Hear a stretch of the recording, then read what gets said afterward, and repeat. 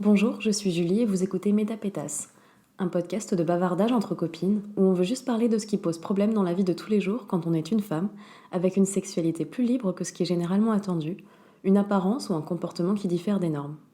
Bref, ces femmes qu'on traite généralement de pétasses, de salopes ou encore de filles faciles ont décidé de prendre la parole pour opérer un retournement du stigmate et se faire entendre.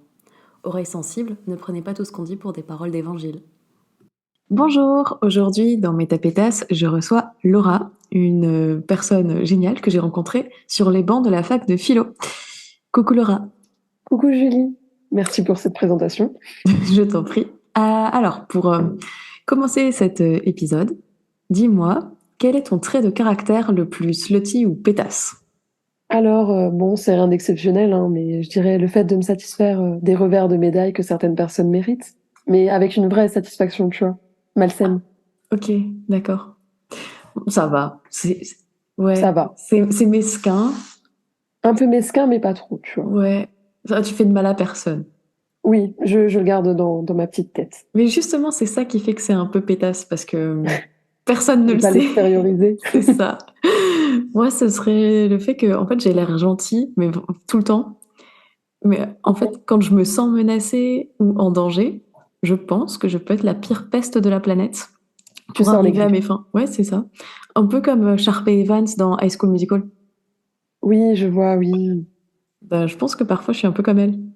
Bon, Ah, après, hein. ben, bon. Moi, je trouve que ça te va bien. Ok, merci.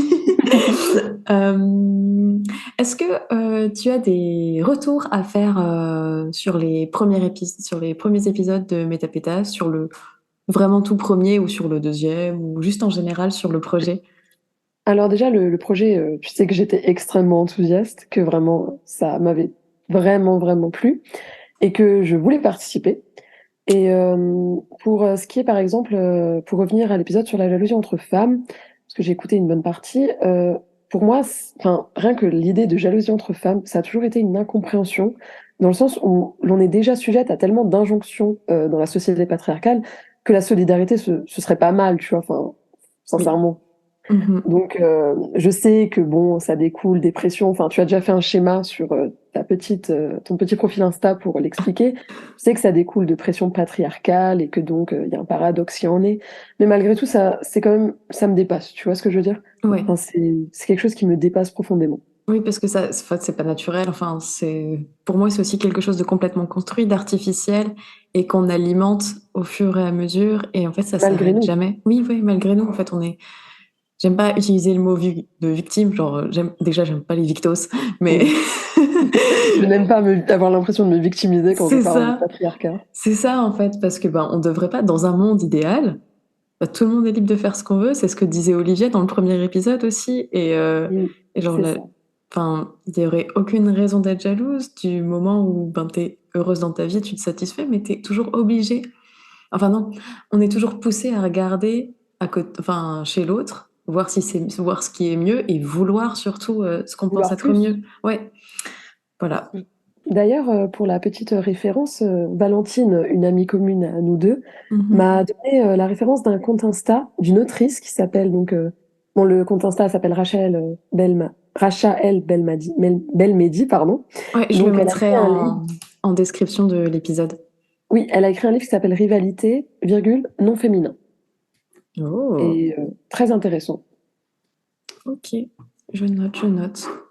Donc je t'invite à le mettre en référence comme dit. Ouais, je le ferai et j'irai peut-être le lire ou le feuilleter en librairie ou le trouver quelque part.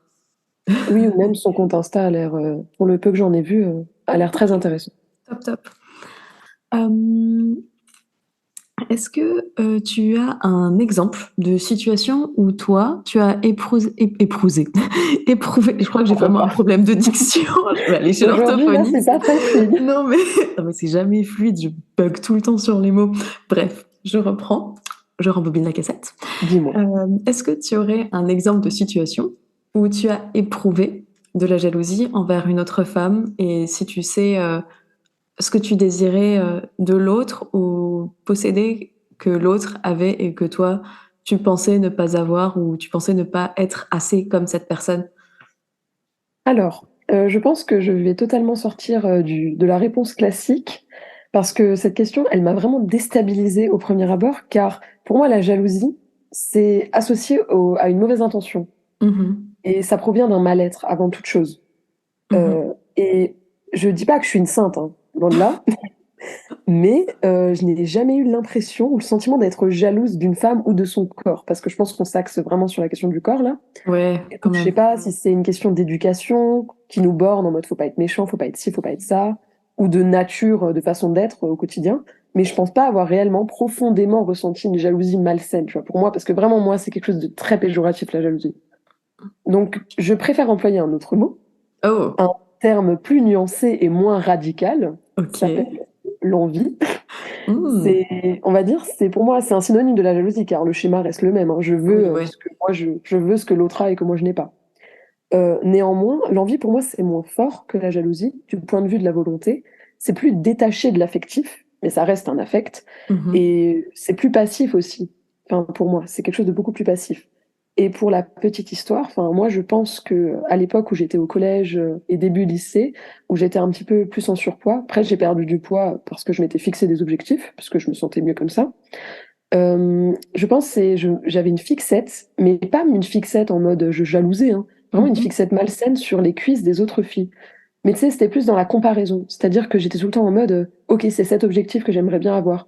Mais En à aucun plus, moment j'étais en mode ouais. je rabaissais, tu vois. En plus, je sais pas si tu te souviens, mais quand on avait l'âge d'être à peu près au fin collège, début lycée, il y avait la tendance des tight gaps, donc le fait d'avoir l'écart entre les cuisses. Oui, ah ça, mais Et c'était une horreur. ouais, parce qu'en fait, on voyait ça partout. Je sais plus si tu te souviens encore du réseau We Heart It. Ah, David, je ça me sais. dit, le nom me dit quelque chose, oui. Ouais, c'était une application avec un petit cœur rose et en fait, c'était avant Pinterest. Enfin, Ah, oui, tu je vois. l'utilisais, purée. Ah là, tu viens de Oui. faire renaître un flashback. Mais ouais, et en fait, Ok. il y avait que ça partout, genre des cuisses ultra fines. En fait, c'était des cuisses, c'était des knackis. Mais Oui, vraiment. mais même il y a des filles sur Instagram, enfin même aller plus à l'époque, au début d'Instagram, tu sais, qui Ouais, prenaient leur genre de maquis en photo oui, et en vacances, en mode oui, ce sont mes cuisses bronzées de l'été. oui, je m'en souviens. Il y avait ça, et après, il y avait le pont entre les os des hanches. Mais ça aussi, c'était quelque chose à Mais l'époque. moi, ça m'avait trop. Enfin, moi, c'est justement avec ce genre de truc-là que ben, j'ai eu mes premiers TCA, en fait. Je pense, justement, parce que j'étais jalouse de ces corps-là et parce que je pensais que c'était les standards, en fait. Oui, mais en fait, les standards, c'est d'avoir des formes, d'avoir la taille fine. Parce que moi, le nombre de femmes, hein, et de femmes, hein, pas d'hommes, hein, qui m'ont dit: «Oh, comme t'as de la chance, t'as le ventre plat et la taille fine». J'étais là, mais de la chance de quoi? C'est ma morphologie. Enfin, Oui, sincèrement, ouais.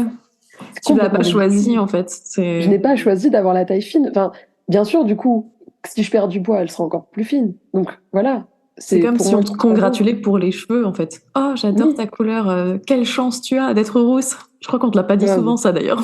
Non. Non, on m'a dit: «Ça va, tu t'en es remise?» Ouais. Non, mais abusé.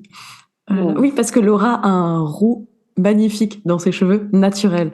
Je c'est précise. très, très Oh, gentil, merci. c'est fou, dès qu'il y a une guest, on parle de cheveux.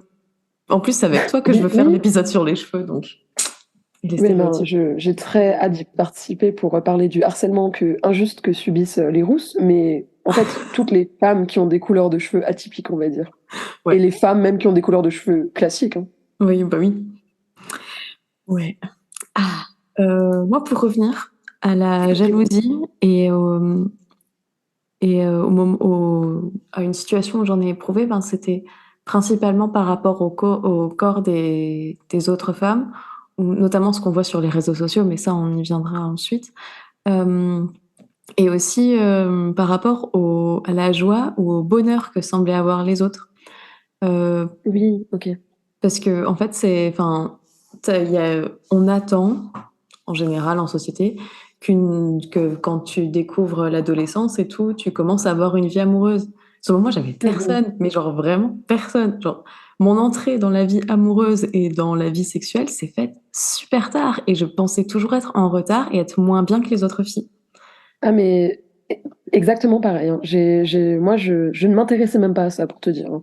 Ben, moi, je Et m'y ça te intéressais fait pas, sentir extrêmement bizarre. Ouais, justement, c'est ça, c'est que je voyais pas l'intérêt pour le moment, mais je sentais quand même une pression qui faisait que ben, c'était ce qu'on attendait à cet âge-là, mais moi je l'avais pas et je comprenais pas pourquoi et qu'est-ce qu'elles avaient de plus les autres filles que moi, j'avais pas, enfin, tu vois, tu réfléchis quand même à ce genre de choses. Enfin, moi, j'y réfléchissais. Oui, inconsciemment, oui, Ouais, ça te voilà, c'est travaille. ça. Je voulais m'en détacher, mais ça revenait toujours. Donc, justement, dans l'épisode que j'avais enregistré seul où je parlais de la jalousie, c'était un soir où je savais que j'avais une pote qui passait un super moment avec son copain. Et moi, j'étais toute seule en train de bader dans ma chambre avec un petit bol de céréales devant une série que je regardais même pas parce que j'étais trop préoccupée à penser à ce que pouvaient faire d'autres personnes et que moi, je pouvais pas avoir. Parce que Oui, enfin, je tu te pensais que j'étais focalisais trop pas au milieu sur... de... Voilà, c'est ça. Ouais, tu te focalisais genre sur la vie des autres, mais pas sur la tienne, Ouais, finalement. ouais, c'est très con comme comportement. Oui, quand tu te rends compte que Oui, ouais, voilà. ça n'a pas de sens, oui, bien sûr, mais après, c'est pas pour autant que c'est pas légitime, parfois de s'interroger sur ça, finalement. Oui, Enfin, et de on a une savoir telle pourquoi. pression, on a une telle pression aussi. Enfin, faut aussi remettre les choses dans l'ordre, enfin, parce qu'on est tout le temps en train de se culpabiliser, sur ce qu'on pense, sur ce qu'on fait, sur ce qu'on est, mais enfin, je suis navrée, au bout d'un moment, il y a quelque chose qui est responsable de ça. Ouais, non mais et ce qui me fait rire aussi, c'est qu'on est toujours focalisé sur ce que les autres pensent de nous, mais si tout le monde s'intéresse qu'à ce que les autres pensent de nous, ben en vrai, les autres, ils pensent pas vraiment à nous si eux aussi ils sont concentrés sur leur nombril. T'as capté ou Oui, c'est vraiment trop méta ce que j'ai dit? waouh, Non, c'était en fait, compréhensible. j'avais la bouche ouverte pour te dire. Ok, d'accord. Mais c'était quand même compréhensible alors. Oui, Bon, parfaitement. genre, si tout le monde est concentré sur son nombril, personne n'a le temps de se soucier du nombril de l'autre. C'était ça que Waouh, je voulais dire, en gros. petite citation. Voilà. Euh, enfin voilà. Donc après, ça arrive D'accord. encore moins souvent que je ressens de la jalousie pour quelqu'un, ou pour une femme principalement. Ou alors c'est concernant sa réussite, par exemple au niveau de sa vie professionnelle. Maintenant, c'est de moins en moins le corps. Oui, Et tu ce arrives à serait t'en plus de détacher. l'admiration aussi. Mmh. Bah, après, ça, c'est parce qu'aussi, nous, en tant que femmes, on a tellement de mal à gravir les échelons, on va dire, et Oui, à s'imposer dans un milieu, que quand on voit une autre femme réussir, on projette, je pense. oui. Et on se dit Et tout on de se suite, dit, elle a dû faire quelque chose pour avoir des faveurs en plus ou un truc comme ça. Alors que c'est ultra malsain. Hein, de penser comme ça, oui. oui, c'est de la misogynie intégrée, mais en plus de la jalousie. Donc, Ouais, elle est banalisée en plus de ça. ouais. Enfin, Oui, c'est rendu normal. Alors c'est que si banal de penser comme ça, c'est banal de penser que tu es passé sous le bureau pour avoir une promotion, tu c'est vois? ça. Alors que si c'est un gars qui a une promotion, bah, on dirait que c'est normal. Il a bien «Oh, il bossé. a travaillé si Mais dur!» oui, le pauvre petit. Tellement de nuits où il n'a pas dormi. On est méchante. «Oh, mais oh, c'est bon, on a le droit de l'être, hein, on pense Oui. pas à nous, Non, c'est clair. Ok. Euh, pour avancer sur le sujet de la jalousie, est-ce que pour toi, tu arrives à... Enfin, il y a un lien qu'on peut faire vraiment entre les réseaux sociaux et la naissance d'un sentiment comme la jalousie ou l'envie?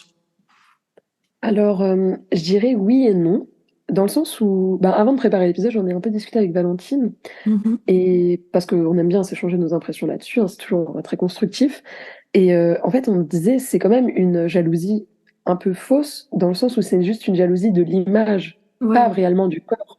Parce Mm. que tu vas glorifier, tu vas mettre des petites paillettes par-ci par-là pour, tu vas filtrer tout ce que tu renvoies finalement et donc c'est Mm. pas la réalité.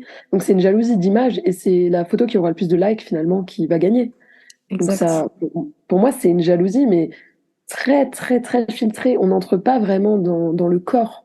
Mm. On est en surface, Ouais, je suis je pense. totalement d'accord. Enfin, c'est parce que en fait, quand je t'ai envoyé la question, je me suis dit, mais attends, Julie, Tu qu'est-ce que tu réponds à la racontes? question. Ouais, On c'est s'est ça. dit ça.